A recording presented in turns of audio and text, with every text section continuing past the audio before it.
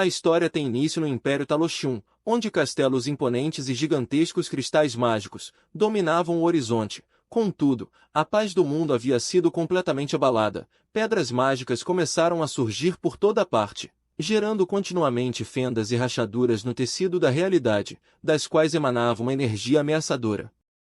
Das profundezas dessas rupturas, monstros demoníacos ferozes emergiram e passaram a invadir vilarejos e cidades, espalhando destruição e pânico por onde passavam. A quantidade de monstros e de pedras mágicas era tão imensa que os cavaleiros do Império e o exército central não conseguiam enfrentá-los sozinhos, deixando todo o território à beira do colapso. Em meio a esse caos, a necessidade de mercenários poderosos, capazes de confrontar o perigo iminente, cresceu mais do que nunca. Durante uma das batalhas, um mercenário ofegava de exaustão extrema e terror, após enfrentar 3 monstros Riquelmops. Apenas aquelas 3 criaturas haviam sido suficientes para aniquilar um esquadrão inteiro de 40 homens, e ele era o único sobrevivente, entre os corpos de seus companheiros. O desespero tomou conta dele, enquanto amaldiçoava a própria sorte, desejando jamais ter vindo para aquele lugar amaldiçoado. Em seus momentos finais, a imagem de sua mãe acenando em despedida surgiu em sua mente, e ele lamentou não ter se despedido adequadamente antes de partir. Quando um dos monstros Riquelmops se preparava para assaltar e por fim a sua vida, o terror absoluto estampava seu rosto. Nesse instante, ele ouviu uma voz ordenando que se recompôsse, caso quisesse sobreviver, o que o deixou atônito. Em um piscar de olhos, uma figura misteriosa apareceu, e atacou o monstro com um golpe rápido que o eliminou. Logo depois, outros 2 combatentes surgiram. Um deles, chamado Bali, menosprezava as 3 criaturas, as tratando como insignificantes, enquanto seu enorme companheiro, que carregava o martelo, pedia que não interferisse, para que pudesse demonstrar do que era capaz. Bali, porém, zombava dele, afirmando já tê-lo visto exibir o martelo centenas de vezes. A provocação continuou, com Bali dizendo que o corpo volumoso do companheiro apenas bloqueava sua visão. Em seguida, ele desferiu um golpe contra um monstro, que surgiu atrás dele, ordenando irritado que saísse do caminho. O homem grande retrucou, declarando que Bali continuava irremediável, e o chamando de idiota cabeça de músculo. A discussão entre os 2 prosseguiu. Enquanto lutavam, o mercenário sobrevivente observava a situação com total espanto, e acabou caindo em uma gargalhada histérica ao ver aqueles combatentes lidando com as criaturas, que haviam destruído seu esquadrão como se fossem brinquedos. Enquanto continuavam discutindo, e despertando nele a curiosidade sobre suas verdadeiras identidades, um velho integrante do grupo se aproximou dele, perguntou gentilmente como estava, e ofereceu tratamento para seus ferimentos. O mercenário, confuso, considerou a possibilidade de eles também serem um esquadrão mercenário, enquanto o ancião murmurava, com apreensão, que o líder ficaria irritado se os 2 companheiros continuassem brigando. Nesse momento, uma voz infantil ecoou, ordenando que parassem, e uma jovem garota surgiu correndo em direção a eles. A menina lembrou aos 2 combatentes que haviam prometido não brigar novamente, e ameaçou expulsá-los do esquadrão caso continuassem. Demonstrou frustração ao pensar em como conseguiriam reunir 20 membros se mantivessem aquele comportamento. A ameaça pareceu suficiente, pois o homem grande reagiu incrédulo à possibilidade de ser expulso por Asti, e tanto ele quanto Bali recuaram, claramente envergonhados. A garota continuou a repreendê-los, apontando que havia feridos por perto, e que precisavam parar de discutir, enquanto os corpos dos 2 monstros restantes jaziam no chão. O velho, revelado como Nordix, tentou acalmar a pequena líder, e pediu que ao menos não os expulsasse.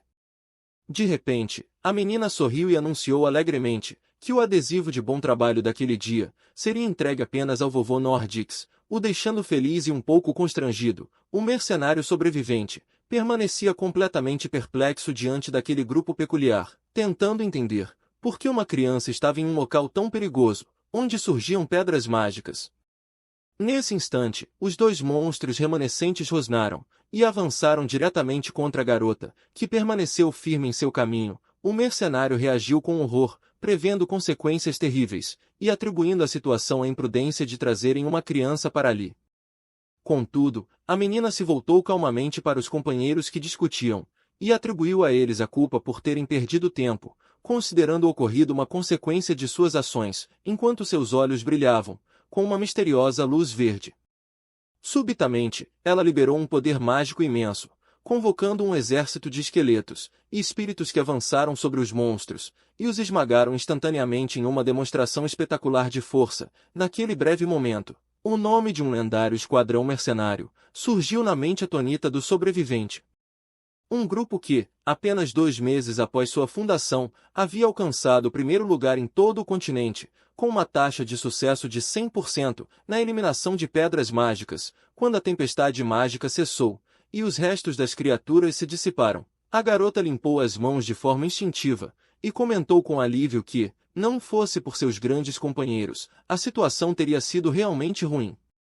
Nesse momento, o mercenário teve certeza de que ela era a líder do Esquadrão Agaverta, o grupo da grande sábia governante dos necromantes, que surgira do nada, em um mundo que precisava desesperadamente de mercenários fortes, devido ao desastre das pedras mágicas. O aparecimento da governante dos necromantes e de seu esquadrão havia sido um evento sem precedentes, e sua verdadeira identidade permaneceu envolta em mistério e ambiguidade. A menina retornou ao mercenário, o cumprimentou de forma inocente, e lhe apresentou 2 possibilidades. A primeira consistia em esquecer tudo o que viu e voltar para casa. O mercenário permanecia incrédulo, ao perceber a impressionante verdade diante de si. A garota tentou confortá-lo pela perda dos amigos, e abraçando um crânio humano, afirmou que nada podia ser feito, e que aquilo fazia parte da natureza da vida. Em seguida, apresentou a segunda opção, se juntar ao seu grupo, o Esquadrão Agaverta. Nesse momento, o mercenário compreendeu o verdadeiro motivo de a identidade da governante dos necromantes ter permanecido em segredo por tanto tempo. Com a voz trêmula, ele pronunciou mentalmente o título lendário, e a menina confirmou com um largo sorriso, que era de fato a governante dos necromantes, aquela que utilizava a necromancia livremente. Invocava e controlava espíritos e fazia os mortos lutarem por ela. Ela então passou a incentivá-lo a entrar para o grupo, destacando o belo uniforme e outros benefícios que receberia. Se tratava da figura lendária conhecida por eliminar pedras mágicas pelo mundo, com a mesma facilidade com que se matam moscas. Ainda assim, ela deixou claro que, caso ele não gostasse da ideia, não haveria problema, pois poderia simplesmente usar magia para apagar sua memória e devolvê-lo à sua aldeia. Ela acrescentou, como um último atrativo, que se ele se juntasse a eles, às vezes poderia dormir até mais tarde, momento em que o mercenário percebeu que ela não passava de uma criança pequena. A curiosidade levou o mercenário a querer saber o motivo de ela permitir que dormissem até tarde. Um de seus companheiros explicou que a líder frequentava a academia das 10 da manhã, às 4 da tarde. Ela era realmente apenas uma criança, com no máximo 5 anos de idade, e para explicar todos aqueles acontecimentos estranhos, a história retrocede 2 meses. O cenário se desloca para a área de Jongno, em Seul, na Coreia do Sul, no coração de uma cidade moderna e vibrante. Ali, uma senhora idosa aparece chamando por uma personagem, chamada Kim Asti, demonstrando preocupação se ela estaria sentindo frio naquele momento. Em um bairro de Seul, uma garotinha desfrutava da brisa de um ventilador enviado por sua vizinha idosa do quarto 107. A vizinha reclamava do calor intenso e refletia sobre a demora do pai da menina, morador da unidade 106, sugerindo que aguardassem juntos por mais um tempo.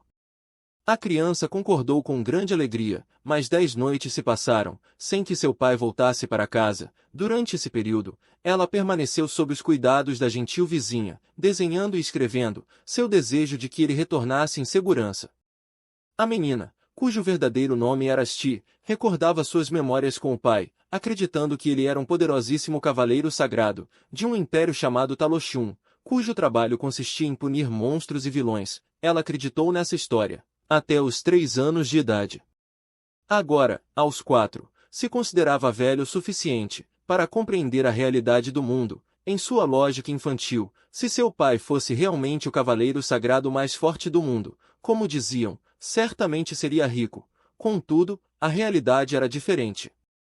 A casa onde viviam era simples e pobre, e o pai saía para trabalhar todos os dias, inclusive nos feriados. Asti se lembrava de uma conversa com uma vizinha, na qual ouviu que o motivo de ele trabalhar tanto era o fato de seu emprego não pagar bem.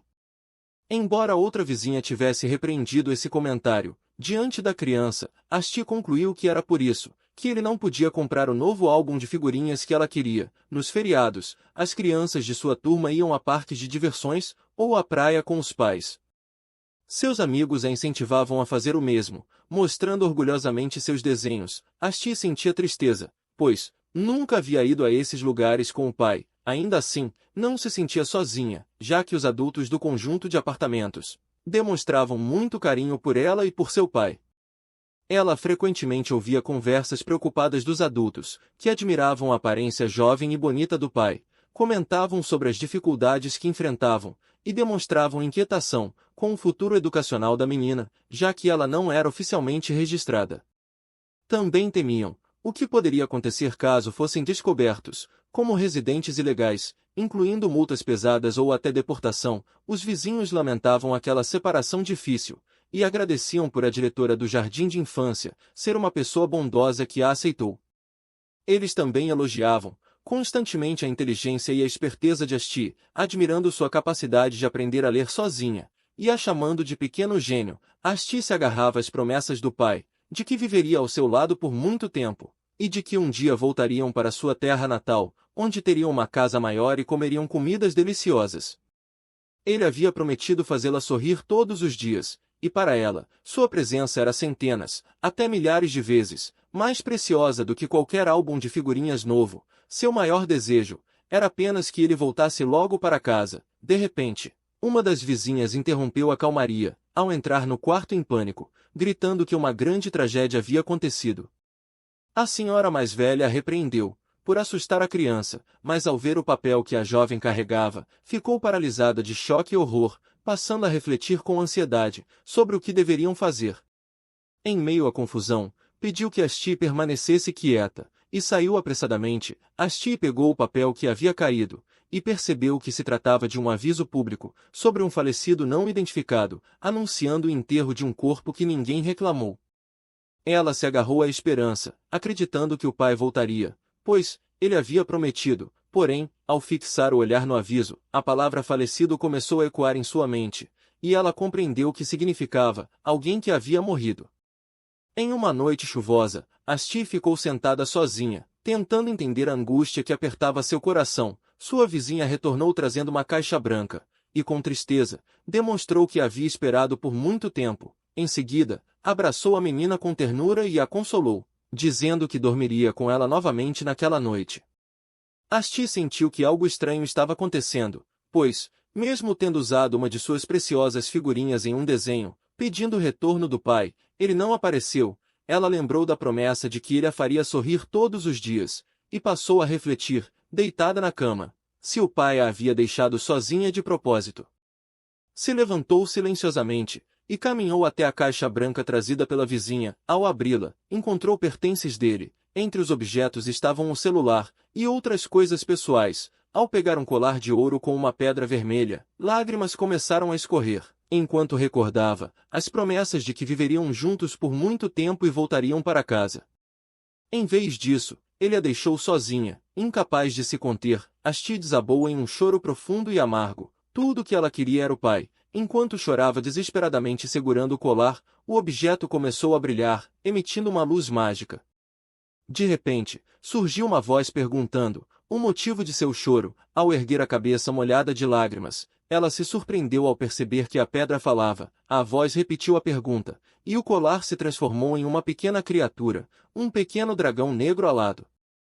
Asti observou, maravilhada, tentando compreender se aquilo era magia, ou talvez um dos personagens de Tanipan. A pequena criatura entendeu a situação, e afirmou calmamente que o homem havia morrido. Ao ouvir isso, a menina entrou em um choro ainda mais intenso, tomada pelo desespero, ao perceber que o pai tinha partido.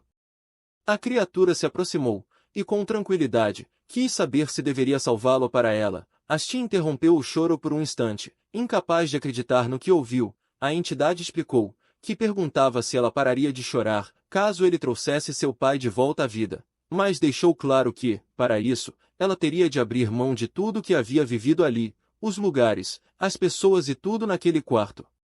Asti não compreendeu totalmente o que aquela entidade sombria que em sua mente chamou de Pang Negro, queria dizer. Ainda assim, a criatura continuou explicando que a levaria de volta ao lugar onde havia nascido, para onde deveria estar, e para onde aquele homem ainda estava vivo. Sem hesitar, pois seu pai era a coisa mais preciosa do mundo para ela, Asti enxugou as lágrimas e aceitou, tomada pela determinação, declarou que iria salvá-lo, e que certamente o encontraria novamente. Uma luz mágica intensa a envolveu, e ela foi transportada de seu mundo para outro lugar, onde despertou em sua cama, ainda lembrando do último sonho, e das palavras em que afirmava que salvaria seu pai. Ao despertar, Asti ouviu uma voz perguntando se ela já estava acordada. Quando abriu os olhos, se deparou com um garoto estranho de cabelos negros, olhos vermelhos e orelhas de gato, o que a fez gritar de terror ao querer saber quem ele era. Ela observou melhor o menino, e percebeu pequenos chifres semelhantes aos do dragão, que havia visto antes, compreendendo imediatamente que se tratava de Blackie Pangs. Tomada pela empolgação, Asti confirmou se realmente era ele, e demonstrou surpresa por ele também conseguir assumir forma humana. O garoto, por sua vez, reagiu confuso ao ouvir o nome que ela lhe deu. Asti então percebeu que estava em um lugar natural deslumbrante, e concluiu que não se parecia em nada com o bairro Jongno onde morava. Seu companheiro explicou que haviam ido até ali, porque ela desejava ver o pai, e confirmou que aquele era o lar dele. O espanto tomou conta de Asti, ao descobrir que estava em Talochun, a casa de seu pai com a qual sempre sonhou. O local era belo, muito maior que Seul, e o ar era puro, era exatamente como seu pai descreveu, dizendo que antes do surgimento das pedras de mana, era ainda mais bonito. Entretanto, sua alegria não durou. Blackie Pangs revelou uma verdade chocante. Mesmo com todo o seu poder, ele não podia trazer o pai dela de volta à vida. Em vez disso, havia levado Asti ao passado, especificamente, 7 anos antes de seu nascimento. Ela ficou profundamente chocada e confusa, sem compreender como podia estar ali antes mesmo de nascer. Aos poucos, porém, começou a entender o conceito de viagem no tempo, e percebeu que havia retornado a momentos muito anteriores de sua própria existência. Com inocência infantil, concluiu que Blackie Pangs utilizou uma magia semelhante à do lendário Homem das Marionetes e o elogiou, o que o irritou. Ele explicou que havia esgotado completamente seus poderes para atravessar dimensões e trazê-la até aquele tempo distante. Como ela estava dormindo, precisou até preparar um lugar para que descansasse. Em seguida, murmurou para si mesmo, questionando por que estava contando tudo aquilo. O ponto principal, como ele afirmou, era que o pai dela certamente estava vivo naquele mundo. A felicidade voltou ao rosto de Asti, mas logo veio o aviso de que o pai que vivia ali não a reconheceria. Ele também ressaltou que o lugar era muito maior do que ela imaginava, e que não havia garantia de encontrá-lo. Ainda assim, Asti demonstrou confiança absoluta de que conseguiria achá-lo, e que poderia explicar tudo quando o encontrasse. O importante era que ele estava vivo. Ela se lembrou de que o pai dizia ser o cavaleiro sagrado mais forte de todos, e que o ponto de encontro desses cavaleiros era a capital imperial. Cheia de entusiasmo, decidiu que queria ir até lá. Enquanto isso, em Nain, na floresta brevoada ao sul da capital imperial de Talochun, um mercenário errante chamado Basto Pairix estava sentado reclamando do gosto ruim da comida. Se sentia frustrado, pois passar o dia armando armadilhas não adiantava nada. Os monstros que saíam das pedras mágicas haviam eliminado toda a caça da montanha. A situação se tornou complicada. Sempre que uma pedra mágica era destruída, outra surgia, e quando essa também era eliminada, uma nova aparecia ao lado. Desde o surgimento dessas pedras, monstros surgiam sem parar. Basto lembrou que quase morreu no dia anterior, mas sobreviveu novamente. Convencido de que tudo era inútil, decidiu desistir da caça e voltar logo para a capital. Nesse momento, ouviu o som de algo preso em uma de suas armadilhas, e correu até a origem do barulho, imaginando que algo tivesse caído nela.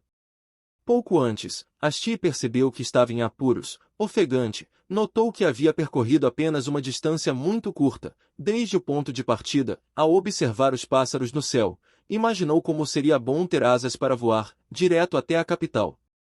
Quase imediatamente, Blackie Pangs a advertiu, dizendo que não podia carregá-la, e que ela nem deveria pensar em se pendurar nele. Asti ficou surpresa ao perceber que ele havia entendido seus pensamentos. Ele então declarou, irritado, que seu nome não era Blackie Punks.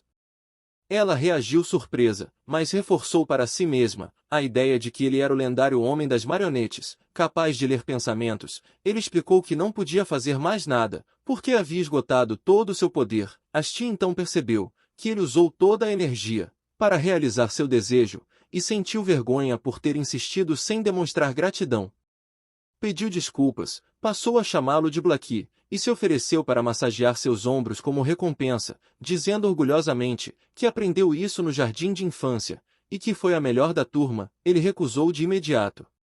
Blackie explicou que, mesmo que ainda tivesse poder, não poderia usar magia como teletransporte, pois deixaria rastros que poderiam ser seguidos. De repente, ele voltou à forma de colar e caiu no chão. Asti o pegou, imaginando que, por ser o lendário homem das marionetes, ele estaria descansando dentro de sua esfera. Colocou o colar na bolsa, assegurando que chegaria à capital, e que ele poderia dormir tranquilamente. Cheia de determinação, seguiu adiante dizendo que agora assumiria dali em diante, porém, logo se viu suspensa no ar, após cair em uma armadilha de corda.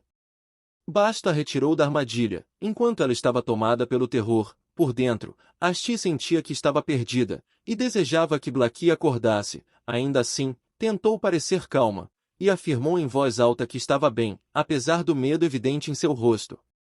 Basta observou confuso, ao ouvir sua respiração ofegante, e ficou muito preocupado, incapaz de entender como uma garotinha podia estar sozinha em uma floresta onde monstros vagavam à noite, como havia caído em sua armadilha, e por que agora tentava tranquilizá-lo.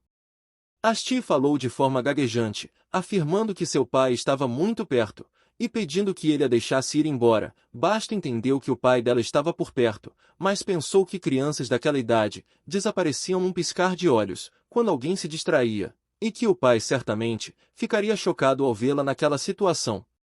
Ele decidiu ajudá-la, e disse que ela permanecesse parada até que ele a tirasse dali, mas Asti, sem compreender suas intenções, começou a gritar por ajuda chamando por Blackie Punks. Basta a incentivou a gritar ainda mais alto, para que o pai pudesse encontrá-la.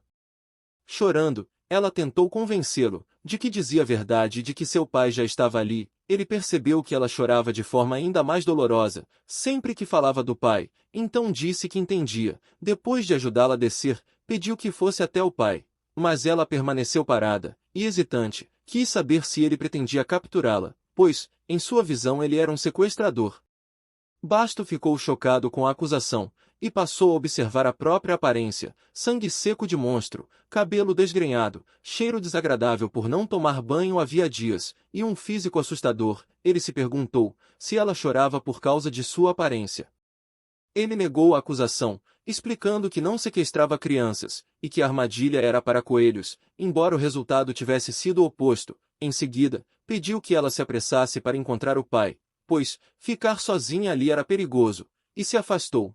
Para lhe dar espaço, Asti começou a caminhar com passos pequenos pela floresta.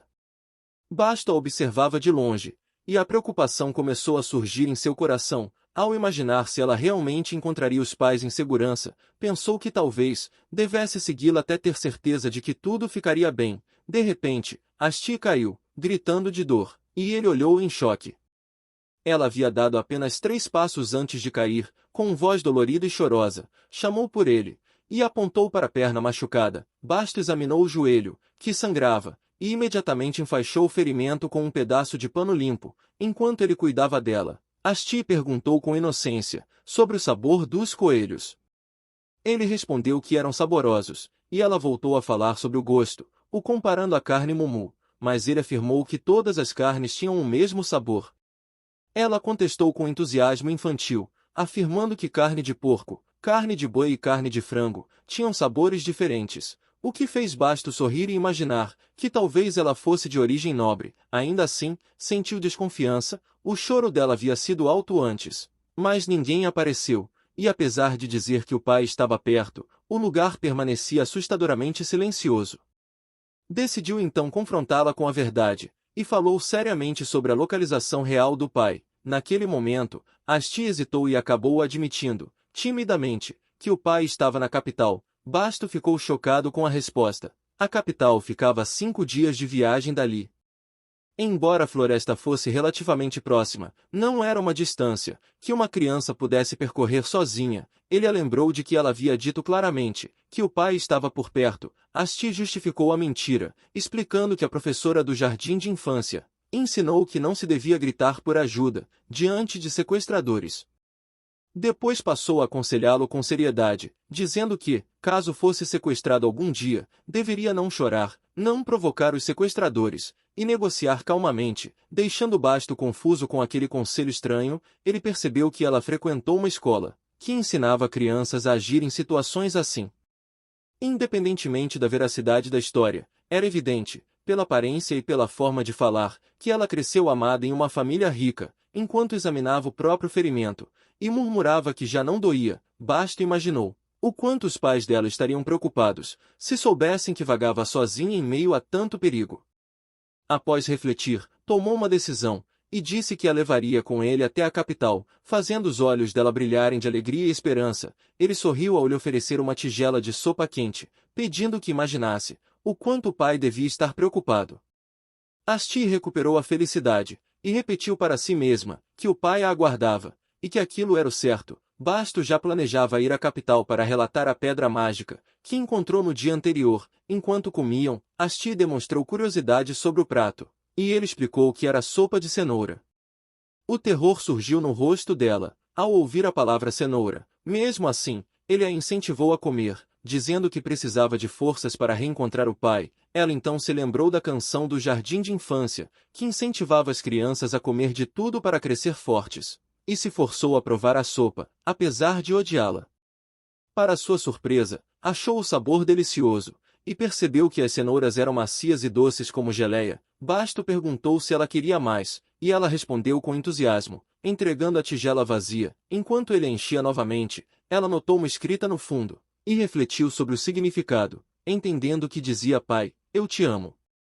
O espanto tomou conta dela, ao perceber que conseguiu ler aquelas palavras estranhas. Ela percebeu que não era a língua que havia aprendido, e que o homem também não falava sua língua, mas ainda assim se entendiam. Em um lampejo infantil, concluiu que aquilo devia ser o poder de Tanipan, ou melhor, do fantoche, e abraçou a bolsa onde estava o colar, acreditando que Blackie Punks era realmente incrível.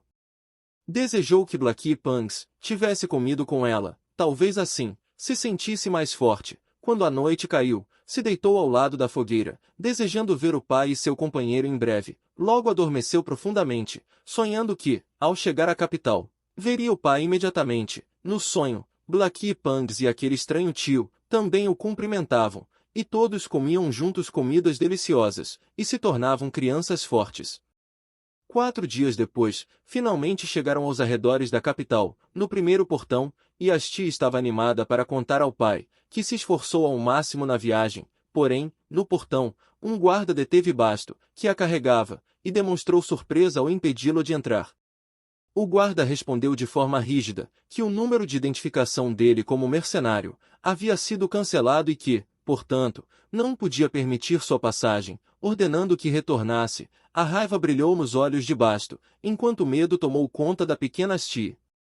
Ele seguiu irritado para a taverna do portão, fora das muralhas. Ali, golpeou uma mesa de madeira com um punho, murmurando o nome Calvorvin, certo de que ele estava por trás de tudo. De repente, a dona da taverna apareceu carregando Asti, e o repreendeu por tentar quebrar o estabelecimento, dizendo que exibisse sua força em outro lugar. A mulher limpava a sujeira do rosto dela, enquanto resmungava sobre sua imundície. Embora Asti gemesse de dor, a velha disse que ela não fosse chorona. Asti pensou que as avós sempre diziam que não era nada, mesmo quando realmente doía, mas não odiava aquilo. Enquanto isso, a dona da taverna perguntou a Basto se era verdade que sua identidade de mercenário havia sido revogada. Ele respondeu, frustrado, que alguém certamente subornou os cavaleiros sagrados para expulsá-lo. Parecia impensável que sua identidade, válida 2 semanas antes, desaparecesse assim. Mostrando um momento antes, ele agarrou um dos homens na entrada da capital, e perguntou, furioso, se ele tinha ideia de onde ele esteve ou do que fez. Basto gritou que acabou de concluir o cerco a uma das 3 pedras de mana em Brivoad, e continuou dizendo que aquelas pedras eram um grande problema para o Império, e que voltou justamente para relatar o feito. O homem do portão sorriu com sarcasmo, e disse que a notícia da limpeza da pedra de mana em Brivold já havia sido divulgada, e que os responsáveis eram os mercenários do Cão da Morte. Basto ficou chocado ao ouvir o nome. Outro homem comentou em tom de deboche, que ouviu falar de um mercenário insignificante, que seguia o líder do Cão da Morte, tentando roubar seus feitos, insinuando que talvez fosse ele. Os homens cercaram Basto, o acusando de insolência, de tentar roubar conquistas alheias, e enganar os cavaleiros sagrados, ameaçando expulsá-lo à força, se não partisse em silêncio. Tomado pela fúria, Basto murmurou novamente o nome Calvorven, se lembrando do aviso dele, de que assumiria total responsabilidade pela segurança de sua família. À medida que sua raiva atingiu o auge, ele parecia prestes a explodir. Asti estendeu sua pequena mão e tocou o rosto dele, o chamando de tio, e demonstrando ansiedade ao verificar se ele estava bem. Em seguida, comentou com inocência que seu rosto parecia assustador, mas ao mesmo tempo triste. O olhar de Basto se suavizou, ele inclinou a cabeça em direção a ela, e pediu desculpas, explicando que levaria um pouco mais de tempo para chegarem à capital. Asti respondeu com entusiasmo, afirmativo. Quando Basto se afastou, os homens do portão murmuravam pelas suas costas, o descrevendo como um louco que parecia prestes a matar alguém, e questionando por que o líder do Cão da Morte mantinha alguém assim ao seu lado. Basto decidiu que primeiro precisava encontrar um lugar para ficar por um tempo, depois descobrir a verdade sobre o que estava acontecendo, e em seguida, encontrar um meio de chegar à capital. Basto sentiu uma raiva extrema ao refletir sobre a lógica de fechar a capital e impedir a entrada de civis. Havia muitos refugiados do lado de fora, que perderam suas casas por causa das pedras mágicas, e ele se irritava ao imaginar o que o imperador e os nobres estavam fazendo a respeito. O dono da taverna interrompeu seus pensamentos e ordenou que ele parasse. Naquele momento, a esposa do tavernista acariciava as bochechas agora limpas de Asti, admirando sua beleza enquanto a menina ria feliz. O dono da taverna aconselhou Basto a controlar o temperamento, para evitar problemas. Observando que tudo esteve calmo por algum tempo, e estranhando o motivo de ele estar causando confusão novamente, Basto respondeu com amargura que a situação era extremamente frustrante, pois pessoas estavam morrendo do lado de fora. Enquanto bebia, Asti percebeu que o tio havia voltado à sua expressão triste. O tavernista comentou que ele provavelmente estava pensando em sua terra natal, e demonstrou profundo pesar pelo que aconteceu com a vila de Van-Anra. Subitamente, os olhos de Asti se arregalaram em choque, ao tentar pronunciar o nome da vila. Em seguida, ela exclamou animadamente o nome Banana, deixando os dois homens confusos. O dono da taverna então deduziu que ela se referia à vila de Van-Anra. Asti confirmou com entusiasmo, balançando a cabeça, e passou a refletir sobre o motivo de não ter lembrado do nome antes, concluindo que aquela era a vila de Basto. Basto confirmou, mas ficou surpreso com a razão do interesse dela. Asti pensou que o conhecia. Nesse instante, sua memória retornou a uma conversa calorosa com o pai, na qual ele lhe contou que possuía 20 seguidores. Embora ela tivesse achado o número pequeno, ele garantiu que 20 pessoas extremamente poderosas eram muito melhores do que 100 fracas. Ela recordou que havia considerado se todos eram lendários Puppetmon, e o pai ria, afirmando que todos eram incrivelmente fortes. Em seguida, revelou que a pessoa mais próxima dele era o Sr. Hammer. Explicou que o Sr. Hammer não foi originalmente seu seguidor, mas o vice-líder de um esquadrão mercenário chamado Cão da Morte. Também esclareceu que o nome significava literalmente Cão da Morte. O pai continuou dizendo que o esquadrão era baseado na vila de Van-Anra, mas que seu líder, Cal, vivia dando ordens ao Sr. Hammer e o dominava constantemente. Asti se lembrava de ter achado curioso que nomes como Cal, faca e martelo soassem como um conjunto de ferramentas. Por um instante, Asti voltou ao presente, e percebeu que Cal e o Sr. Hammer de quem o pai falou, eram as mesmas pessoas que haviam provocado a raiva de Basto, lembrando também que o pai disse que eles eram amigos. Em seguida, retornou às memórias dolorosas, nas quais o pai contou que Cal traiu o amigo e fugiu sozinho, enquanto Cal passava o tempo ocioso na vila. Obrigava o Sr. Hammer a sair todos os dias, para sitiar pedras mágicas. O Sr. Hammer nunca recusava as ordens, porque Cal prometeu cuidar bem de sua esposa e filha, durante sua ausência. O pai então descreveu o dia da ruína que se abateu sobre Van'Arra, um dia raro em que monstros, que normalmente se moviam apenas à noite, também atacaram durante o dia, levando à destruição da vila. Ele advertiu a pequena Asti de que aquele era um dia perigoso, e que ela deveria lembrá-lo bem. Infelizmente, o Sr. Hammer foi nesse dia fatídico, sitiando outra pedra de mágica. O pai continuou contando que um dos mercenários invadiu a vila gritando com o líder, Cal, avisando que monstros haviam dominado os arredores, e exigindo que todos fossem convocados, porque a vila corria grande perigo.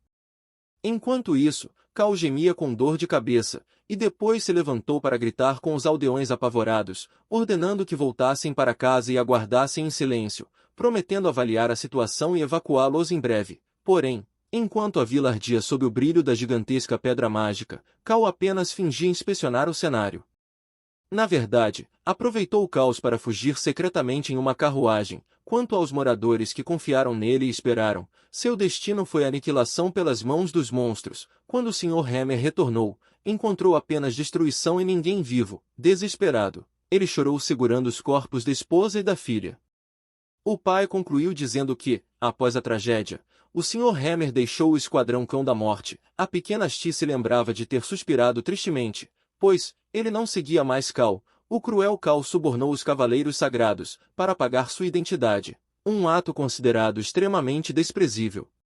De volta à taverna, Asti conectou todos os fatos e percebeu que tudo que o pai disse era verdade, e que a identidade de Basto, aquela que lhe permitiria entrar na capital, já havia sido apagada, deixando Basto e o tavernista confusos. Ela continuou recordando a história. O Sr. Hammer, agora sozinho, encontrou seu pai, que na época era o ranqueado número 1.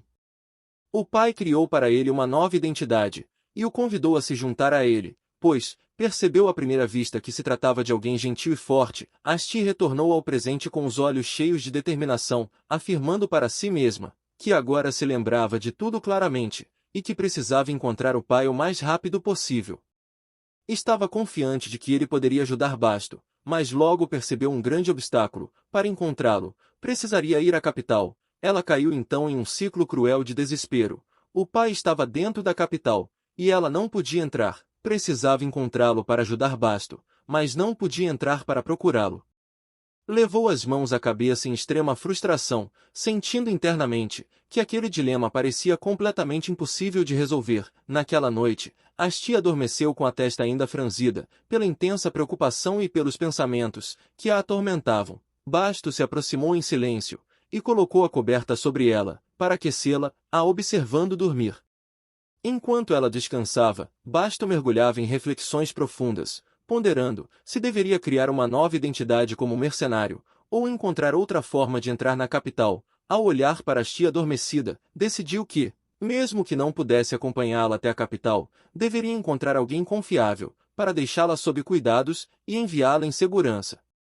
Sentiu tristeza, pois o encontro entre eles foi breve, como se já estivesse se preparando para a despedida. Enquanto Basto dormia no chão ao lado da cama, Blackie saiu da bolsa. Em sua pequena forma de dragão, Blackie ficou ao lado de Asti, dormindo tranquilamente, percebendo que ela parecia como se nada tivesse acontecido. Em seguida, se transformou na forma de um garoto humano, e a observou com gentileza, demonstrando preocupação e surpresa, por ela ter percorrido tanta distância sozinha. Ao fundo, o som do ronco de Basto preenchia o quarto, enquanto o garoto se sentava ao lado dela, desejando poder permanecer mais tempo a seu lado. Contudo, lamentava que seu poder ainda não estivesse completo, considerando sua condição patética, por ter conseguido apenas retroceder um pouco no tempo. Com um toque suave, aproximou a mão de sua cabeça, e sussurrou para que ela aguardasse mais um pouco, afirmando o nome dela, Asti, enquanto o colar ao lado de sua mão emitia um leve brilho. Na manhã seguinte, o sol nasceu e Asti despertou cheia de energia, desceu as escadas observando o ambiente, e pensando no paradeiro do tio Basto, já que não o encontrou no quarto. A avó dona da taverna a cumprimentou com um sorriso, e contou que ele havia saído cedo, se oferecendo para levá-la às compras, caso estivesse entediada. Asti aceitou com grande alegria, erguendo as mãos animadamente. Chegaram ao mercado, que fervilhava de movimento e barulho. as vozes dos comerciantes se elevavam, em meio a negociações intensas, e o ferro era a moeda mais valorizada e disputada. Pessoas gritavam oferecendo tudo o que possuíam, em troca de ferro ou peixe, enquanto Asti caminhava de mãos dadas com a avó no meio da multidão, uma figura misteriosa de capa escura e chapéu, que ocultava o rosto, esbarrou em outra pessoa. O homem reagiu irritado, mandando que saísse do caminho, o que fez Asti observá-lo em silêncio. Com desconfiança, a avó suspirou com tristeza, e explicou que as condições haviam piorado muito recentemente, por causa do surgimento das gigantes pedras mágicas, e que as pessoas reclamavam da falta de indivíduos capazes de contê-las.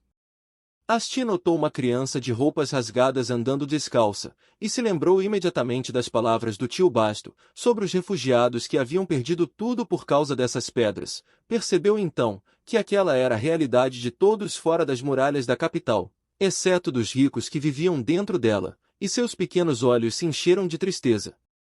De repente, o homem que havia sido esbarrado explodiu em fúria, acusando o desconhecido de tentar roubar sua carteira e exigindo saber quem ele era. O outro se defendeu em voz alta, afirmando que foi apenas um choque acidental, e que não havia motivo para tocar em sua carteira, mas o homem não quis ouvir, e desferiu um soco poderoso.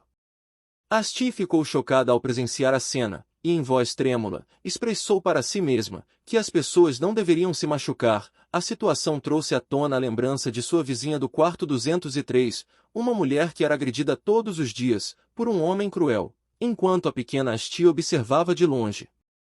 Apesar do sofrimento, aquela mulher sempre foi extremamente gentil, a recebendo com um sorriso caloroso, perguntando sobre seu dia, e oferecendo-lhe sorvete. A lembrança fez as bochechas de Asti incharem de indignação, enquanto reafirmava para si que quem machuca os outros é malvado. Tomada por uma coragem súbita, correu e se colocou entre o agressor e a vítima, abrindo os braços e gritando, para que parasse, pois, bater era algo errado. A velha ficou surpresa, sem entender como a menina havia saído de seu lado tão rapidamente. O homem agressivo, por sua vez, se enfureceu ainda mais, e exigiu saber quem era aquela pequena insolente, que surgiu do nada. A coragem de Asti, porém, inspirou alguns espectadores, que começaram a gritar para que ele parasse, reforçando que nada havia sido roubado. A ira do homem aumentou enquanto berrava, afirmando que eles não sabiam com quem estavam lidando. Nesse momento, a avó da taverna interveio, e chamou o jovem, pedindo que refletisse com cuidado, e explicando que aquele beco era o lugar onde viviam pessoas que não tinham mais nada. Disse com firmeza que ser nobre ou rico não tinha valor algum ali e o advertiu, em tom ameaçador, de que poderia acabar como um cadáver abandonado na rua durante a noite. O medo e a hesitação ficaram evidentes no rosto dele, que amaldiçoou a própria sorte, e se afastou empurrando as pessoas. Asti observou a avó com admiração, pensando que ela era muito forte. A idosa então se voltou para outra pessoa, e perguntou por que ele estava ali, comentando que não o via havia dias, e que seu quarto ficava no fim do segundo andar. O encapuzado respondeu com rudeza, pedindo que ela não se intrometesse. A avó o repreendeu por sua falta de educação, e com ironia, comentou sobre a aparência dele naquele momento, deixando Asti atonita com a ousadia de ele chamá-la de velha. Ao olhar o próprio reflexo em um espelho próximo, o encapuzado viu o rosto sujo e machucado, e suspirou em desespero. A avó apenas ordenou que ele a seguisse. Asti segurou a roupa da avó, refletindo se havia feito a coisa certa, ao ajudar alguém bom, mas o olhar afiado e assustador do encapuzado a fez tremer, gerando dúvida sobre sua decisão. Já na taverna, a avó mandou Asti se preparar para comer, e lançou um pano molhado ao encapuzado, ordenando que limpasse o rosto. Ele recusou com raiva, gritando que não precisava, e a velha respondeu em tom ameaçador, que poderia enfiar o pano em sua cara. Contrariado, ele se limpou, enquanto Asti o observava, percebendo que ele murmurava xingamentos incompreensíveis. A menina entrou em pânico, e chegou a pensar que aquela pessoa era muito má. Tremendo, comentou isso em voz baixa, e perguntou com inocência se ele realmente havia roubado a carteira. Reunindo coragem, advertiu que, se continuasse sendo malvado, um tigre viria mordê-lo. Imitando um rugido infantil, a provocação irritou o encapuzado, que gritou perguntando de que irmã ela falava, e bateu com força na mesa, assustando a criança. Ele então retirou o capuz, revelando o rosto de um jovem, e declarou com irritação que era um homem, demonstrando frustração por todos pensarem o contrário. Os olhos de Asti se arregalaram de choque, e ela tentou corrigir a forma, como o havia chamado, trocando irmã por irmão. Era a primeira vez que via alguém que parecia tanto uma irmã quanto um irmão, e ficou profundamente fascinada. Nesse momento, Basto entrou no local. O jovem, com um sorriso astuto, declarou que de fato havia pegado a carteira, explicando que ela era originalmente sua, e que apenas a recuperou. Revelou também que havia dado dinheiro ao homem do mercado para recrutar membros para seu esquadrão de mercenários, mas que ele tentou fugir com a quantia de dinheiro. A menção a um esquadrão de mercenários despertou a curiosidade tanto de Asti quanto de Basto. O jovem explicou que não podia se tornar um cavaleiro, e por isso, trabalhar como mercenário e caçar monstros era a única maneira de alguém como ele ganhar dinheiro. Os olhos de Asti brilharam com uma ideia brilhante, e ela expressou com entusiasmo o desejo de saber se poderiam obter crachás de identificação, caso formassem um esquadrão de mercenários. O jovem respondeu afirmativamente, acrescentando que primeiro precisariam passar no teste. Naquele momento, Asti percebeu que aquela era a oportunidade perfeita e a solução ideal para o problema deles. Cheia de entusiasmo, ela sugeriu que todos fizessem isso juntos e formassem um esquadrão, que também a incluísse. O jovem riu de forma zombeteira e reagiu com desprezo, considerando absurda a ideia. Em seguida, apontou para ela com firmeza e explicou que procurava especialistas habilidosos para ganhar dinheiro, não uma criança. Ele tocou a testa dela com o dedo, enquanto continuava a repreendê-la, explicando que sua profissão era a de assassino profissional, e que era impossível para alguém assim, como a dar um esquadrão com um bebê. Asti reagiu com indignação, afirmando que não era um bebê, mas ainda assim não desistiu. Ela explicou que tinha um homem marionete lendário em sua bolsa, e que o Sr. Martelo, ou seja, Basto, também era muito forte. O jovem ficou confuso ao tentar entender quem era o tal Sr. Martelo. Nesse momento, Asti chamou animadamente por ele, e o jovem se virou para ver Basto parado na porta. Basto corrigiu o próprio nome, se apresentando como Basto Pairix, e então perguntou seriamente se o jovem realmente pretendia formar um esquadrão de mercenários. O jovem olhou para Basto com desdém, se perguntando mentalmente quem era aquele sujeito musculoso. Basto avançou com confiança e declarou que conseguia lidar sozinho com uma pequena pedra mágica. Enquanto Asti corria até ele feliz, ele acrescentou que, apesar de ter perdido seu número de identificação de mercenário, trabalhava nessa profissão havia muito tempo. Em seguida, Basto anunciou com orgulho que, apenas 6 dias antes, havia eliminado sozinho a pequena pedra mágica na floresta de Brivoad, e Asti saltou em seus braços, incentivando o irmão mais velho a concordar, e formar um esquadrão com eles. O jovem ficou imóvel ao perceber que a pequena pedra mágica de Brivoad mencionada por Basto era a mesma cuja eliminação havia sido reivindicada pelo esquadrão de mercenários Cães da Morte Mortais, classificado em 12º lugar. Pouco tempo antes, em meio aos gritos dos guardas e à celebração de seu retorno, ele se recordou claramente da multidão no portão, do barulho e do quanto desprezava aqueles rostos arrogantes, os chamando mentalmente de bastardos. Se lembrou também de ter visto os guardas receber o líder deles, Cal, permitindo sua entrada imediata, sem sequer verificar se ele possuía o núcleo, a pedra que cai de um monstro como prova de sua derrota. O jovem começou a ligar todos os pontos, e refletiu sobre a relação próxima entre mercenários e cavaleiros sagrados, concluindo que o esquadrão que reivindicou a façanha provavelmente possuía alguma influência ou conexões suspeitas. Em seguida, se voltou bruscamente para Basto, e afirmou que, até onde sabia, só existia uma pequena pedra mágica em Brivoad, o advertindo contra mentiras, pois outro esquadrão já havia assumido a autoria. Asti explodiu de raiva e o insultou, defendendo com veemência que o Sr. Martelo foi o verdadeiro responsável e que o homem maligno Cal havia mentido e roubado seu mérito. Ela continuou explicando, com fervor, que Cal provocou a perda do número de identificação de Basto, para fazê-lo sofrer daquela maneira. Enquanto Basto e o jovem trocavam olhares intensos, Basto falou com calma e confiança, afirmando que não importava se acreditavam nele ou não, pois bastava provar. Ressaltou que o mais importante naquele momento era recuperar sua identidade para poder entrar na capital. Em seguida, olhou com ternura para Asti em seus braços, e explicou que ouviu dizer que o pai dela estava na capital, e que havia prometido levá-la até lá. O jovem repetiu a expressão o pai dela com confusão, incapaz de compreender a situação. De repente, percebeu a verdade e reagiu de forma exaltada, afirmando que Basto não era o pai dela, pois se tratava apenas de uma criança perdida. Se baseava no fato de ela chamá-lo de senhor, e de não se parecerem em nada. Apesar disso, teve a sensação de que não estavam mentindo, já que Basto parecia simples, e a criança parecia incapaz de mentir. Ele começou a reconstruir toda a história em sua mente. Desde o início, o esquadrão de mercenários lhe pareceu suspeito. Haviam roubado o mérito daquele homem musculoso, e temendo vingança, apagaram sua identidade para impedi-lo de se aproximar da capital. Passou a mão na cabeça com frustração, reconhecendo que matar por recompensas era algo comum entre mercenários.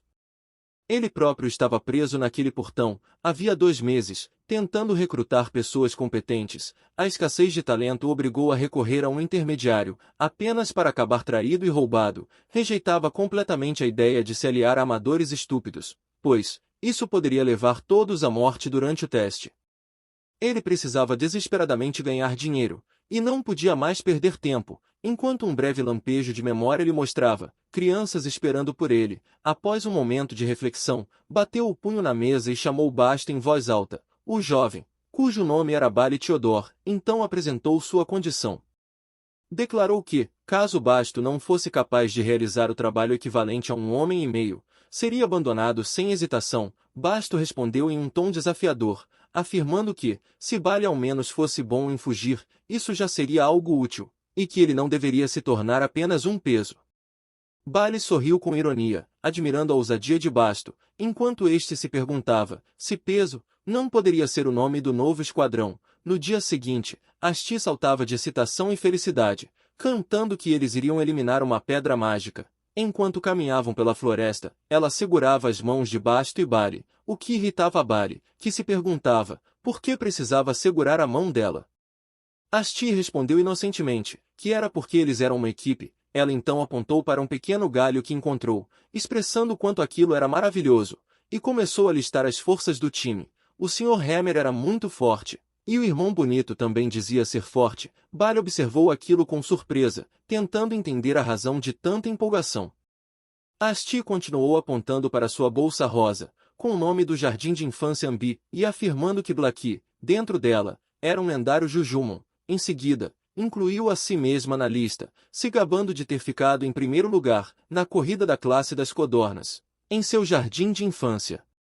Continuou orgulhosa, dizendo que sempre pegava todos nas brincadeiras, como esconde-esconde, pega-pega e polícia e ladrão. Ergueu o pequeno galho como se fosse uma espada, e declarou com confiança que também capturaria todos os monstros. Depois, se virou para tranquilizar seus 2 novos colegas, assegurando que eles não precisavam se preocupar, porque ela era muito, muito forte. Nesse momento, Basto parou e disse calmamente que ela não capturaria monstros. Asti ficou completamente paralisada, chocada, ainda sem compreender totalmente a situação. Bali e Basto permaneceram em silêncio, enquanto Basto lhe dirigia uma pergunta séria, refletindo que lutar contra monstros não era uma brincadeira, e querendo saber o que ela mais temia. Asti respondeu que tinha medo de um tiranossauro, imaginando o dinossauro em sua mente, sem perceber que monstros reais eram incomparavelmente mais aterrorizantes. Basto disse que não sabia o que era aquilo, mas que monstros eram muito piores, pelo menos 10 vezes mais assustadores. Essas palavras ecoaram na imaginação de Asti, que visualizou explosões e cenas horríveis de destruição, a levando a gritar de terror, enquanto se agarrava à bolsa, chamando por seus mestres e por seu irmão mais velho, em busca de ajuda. Ela percebeu que os monstros eram pelo menos 10 vezes mais assustadores do que imaginava, e o pequeno galho caiu de sua mão, em choque. Então Bali revelou que havia contratado alguém para ajudar, e um velho de longa barba branca, apoiado em um cajado, apareceu, conhecido como o adivinho de presságio nórdico.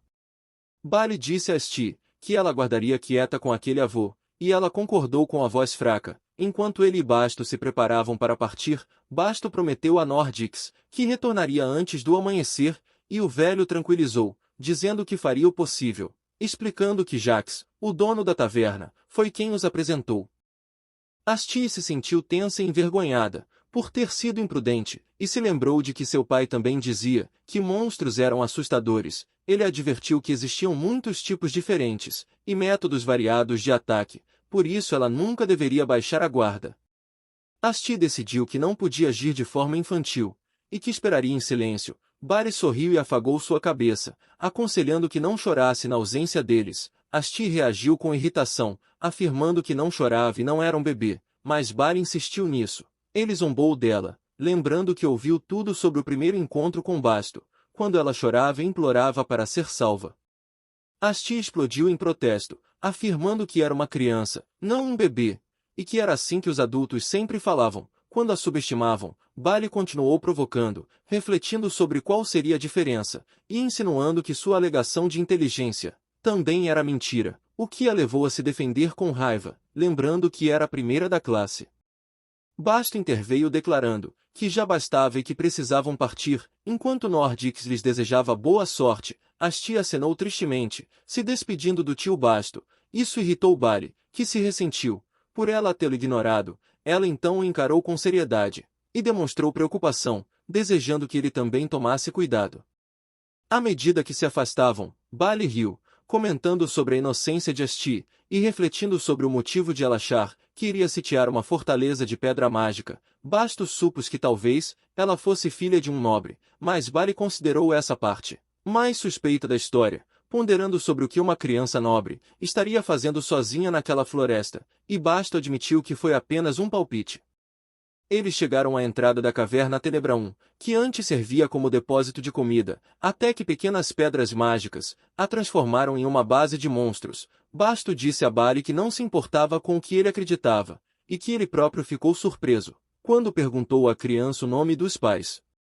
Barry quis saber o quão estranho era o nome, e Basto explicou que era um estilo de nome que nunca tinha ouvido antes, pois ela disse que seu sobrenome era Kim e seu primeiro nome Yang Sou. Dentro da caverna, Barry expressou surpresa com o nome incomum, considerando improvável que um nobre tivesse um nome assim.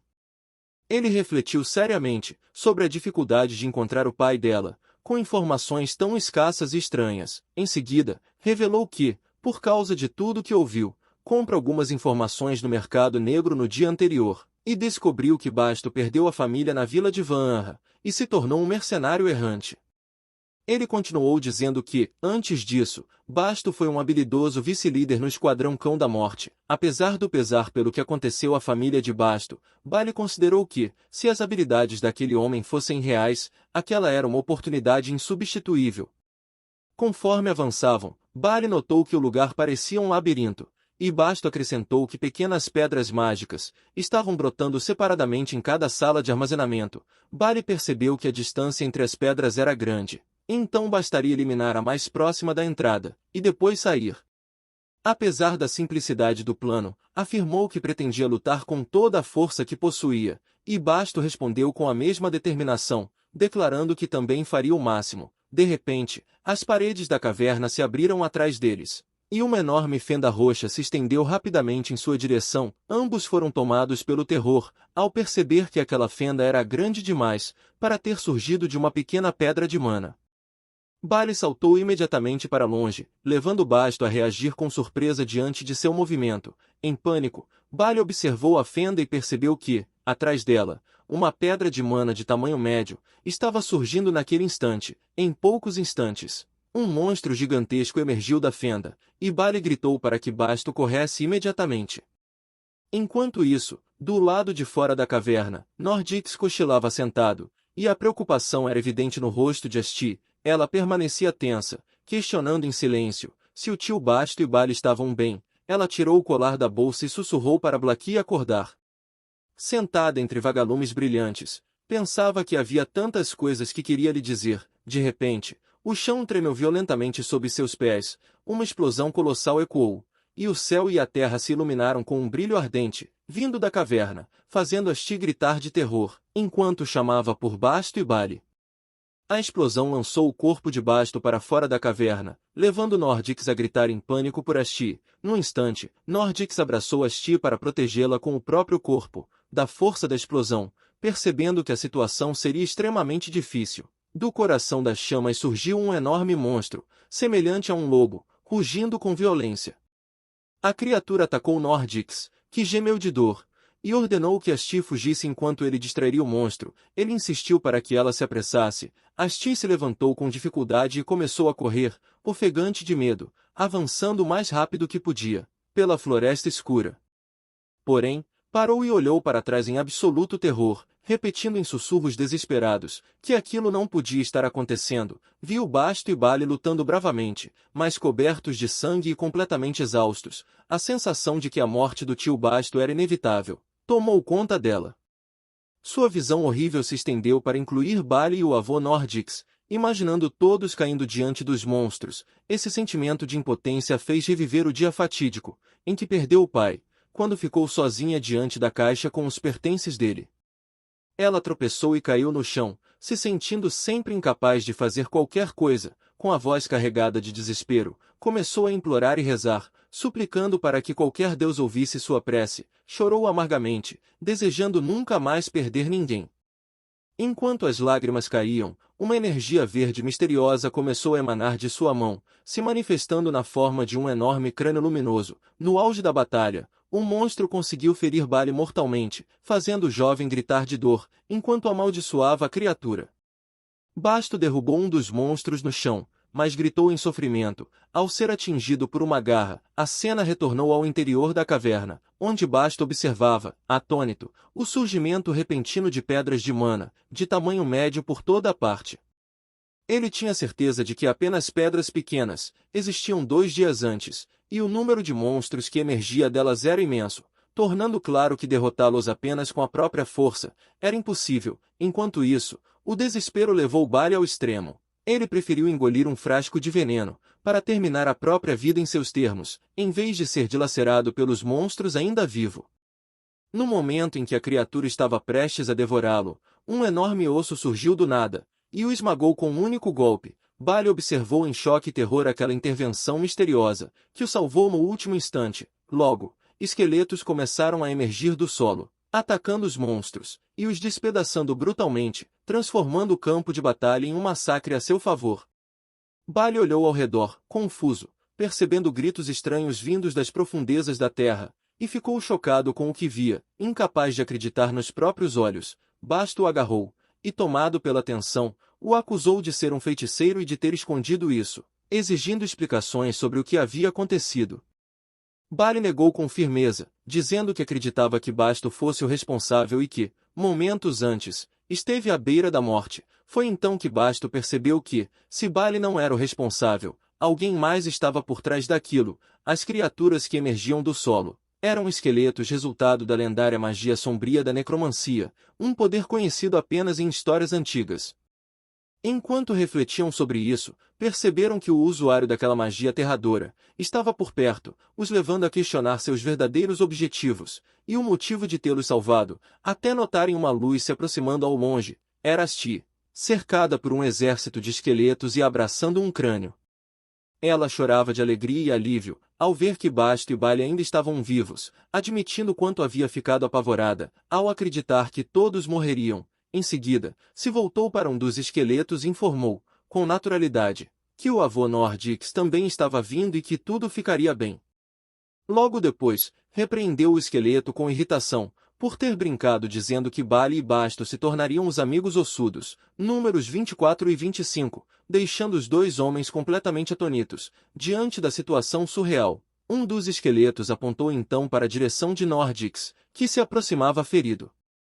Asti confirmou com alegria, que seus amigos ossudos haviam avisado, algo que Basto reconheceu com a voz trêmula. Em seguida, explicou ao avô que seus amigos viviam no subsolo, e sabiam de tudo, haviam eliminado todos os monstros, que tentaram escapar e até reunido os núcleos mágicos. Nordix perguntou com ansiedade, como Bali e Basto estavam, e ao olhar para os esqueletos e para a criança, percebeu em choque a possibilidade de que ela fosse responsável por tudo aquilo. Basto se convenceu de que, se não estivesse enganado, Asti era de fato quem havia invocado os esqueletos. Parecia inclusive capaz de ouvi-los falar, em vozes que mais ninguém podia escutar, algo extremamente intrigante. Quando a viram pela primeira vez, não havia sentido nenhum indício daquele poder imenso. Asti se voltou para Basto e contou, entusiasmada, que seus amigos ossudos disseram que eles precisavam dos núcleos dos monstros para passar no teste da guilda dos mercenários, algo que Basto confirmou com hesitação.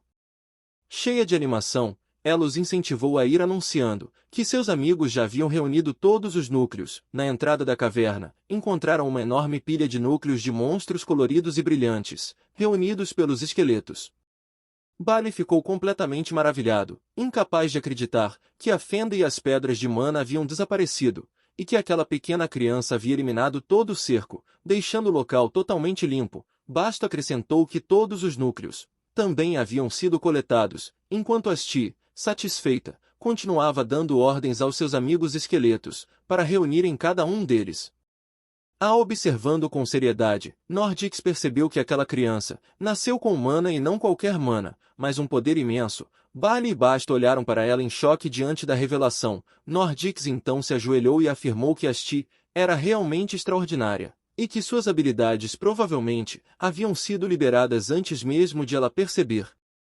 A menina reagiu com inocência ao descobrir que possuía tais habilidades. Nordix explicou que os poderes de um feiticeiro normalmente só despertam na adolescência, e que o que ela havia realizado em tão pouca idade era um feito além da capacidade da maioria das pessoas. Com entusiasmo, Bari traduziu aquelas palavras complexas para uma linguagem simples, exclamando que o avô dizia que ela era uma pessoa muito importante, até mesmo a mais forte entre os fortes. Essa afirmação despertou a confusão de Asti por um momento, até que sua memória levou de volta a imagem de seu pai forte, a carregando no braço, e dizendo que era o cavaleiro sagrado mais forte de todos. Nesse instante, Asti percebeu que o título de mais forte também pertencia ao seu pai, e seu amigo crânio caiu de suas mãos em puro choque. Sua reação despertou a confusão dos homens. Assim, Asti lhes contou em voz baixa que seu pai era muito forte, o mais forte do mundo inteiro. Em seguida, anunciou com orgulho que ele era um cavaleiro sagrado, extremamente poderoso, a levando a concluir que talvez tivesse herdado sua habilidade dele. Basto lembrou então que sempre achou estranho uma criança estar sozinha na floresta, e percebeu que ela talvez não fosse apenas uma criança perdida. Naquele mundo existiam dois tipos de poderes opostos: o poder sagrado despertado pelos cavaleiros, e a mana utilizada pelos feiticeiros. O fato de ser filha de um cavaleiro sagrado, e ainda assim possuir mana, era algo extremamente contraditório. Bari explicou que esse tipo de situação era tão raro quanto as histórias contadas nas lendas, e que a sociedade havia de forma extremamente negativa. Havia inclusive um mito, que dizia que uma criança nascida com um poder oposto ao dos pais, traria ruína e desastre àqueles ao seu redor. Como o pai dela era o cavaleiro sagrado mais forte, Bali concluiu que ele só poderia pertencer a uma única família do Império, a família do Cao Lumine.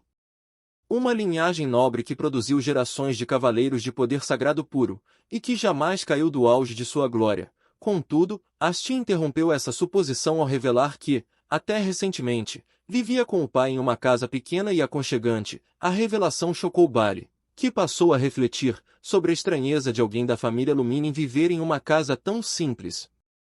Asti confirmou com entusiasmo, e começou a descrever com inocência como o quarto era pequeno e como o banheiro ficava muito frio no inverno, com apenas água gelada saindo da torneira, aprofundando ainda mais o mistério sobre sua verdadeira identidade.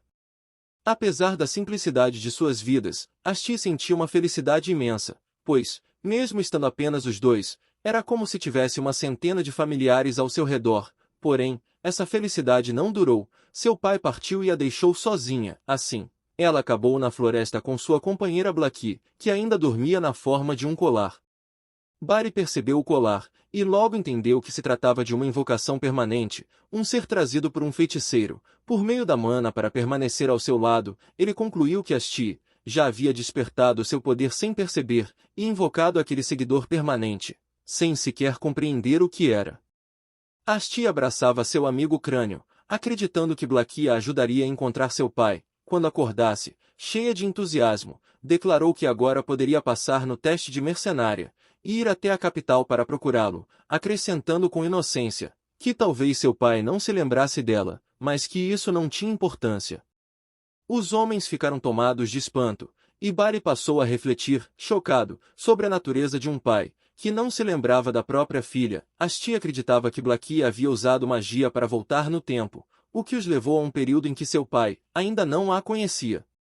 Com os olhos marejados, ela o defendeu, acreditando que ele não fazia aquilo de propósito, e que talvez também sentisse saudades dela. Em sua compreensão, a magia havia apagado completamente sua memória da mente dele, algo que encheu os três homens de um profundo terror. Nordix e Bali trocaram palavras em choque, incapazes de aceitar que alguém pudesse cometer um ato tão cruel contra uma criança, e apagar sua existência da memória do próprio pai. Bali então conectou todos os acontecimentos, imaginando que Asti, nascida transbordando humana, havia sido protegida pelo pai, que fugiu da nobre e honrada casa dos Cavaleiros Lumine, para viver com ela em um lugar simples, quase como um estábulo. Ainda assim, alguém considerou até mesmo aquela vida modesta intolerável. Assim, apagaram a existência da criança da memória do pai e a deixaram sozinha na floresta, à mercê da vida ou da morte. Os homens foram tomados por choque e indignação, diante dessa terrível verdade que se desenrolava diante deles. Bali fervia de raiva, descrevendo o responsável como pior que animais. Basto, porém, aconselhou calma, sugerindo que escondessem por enquanto a identidade de Asti, e lidassem com a família Lumine com cautela, pois não sabiam do que seriam capazes. Bali voltou a se exaltar, convencido de que era evidente que eles não deixariam o assunto passar em paz, depois de abandonarem a criança para morrer, e agora ela havia retornado viva. Nordix e Basto tentaram acalmá-lo, mas isso apenas aumentou sua irritação, e seu deboche diante da postura neutra deles.